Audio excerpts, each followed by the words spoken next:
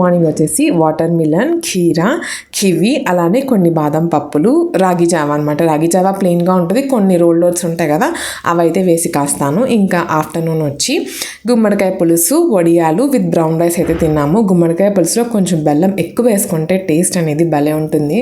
ఇంకా ఆ రోజు ఏదన్నా స్నాక్ డీప్ ఫ్రైది తినాలనిపించింది, అంత హెల్తీగా తినాలని లేదు. సో లాస్ట్ టైమే కదా నేను జెప్టోలో సమోసా షీట్లు అనేవి ఆర్డర్ పెట్టుకున్నాము, చాలా ఉన్నాయన్నమాట.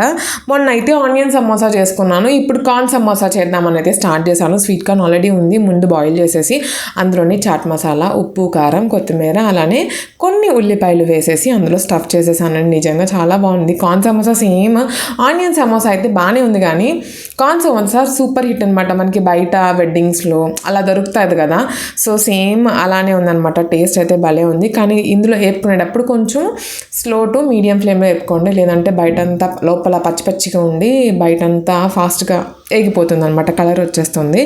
సో ఆ రోజు ఈవినింగ్ స్నాక్ అయితే దండిగా తినేసాము, చాలా ఏదో భోజనం చేసినట్టు చేసాము. సమోసాల్ని ప్లెయిన్గానే తీసుకున్నాము, కెచప్ ఏం లేదు. సో ఈవినింగ్ ఇంకా ఒక చిన్న పాప్సికల్, అది ఫెయిల్ అయిందండి రెసిపీ, అందుకనే పాప్సికల్ ఉంది. ఇంకా డిన్నర్ వచ్చేసి లైట్గా తిన్నాము, అంత హెవీగా తినేసామని దానిమ్మకాయలు అలానే క్యారెట్ తిన్నాము.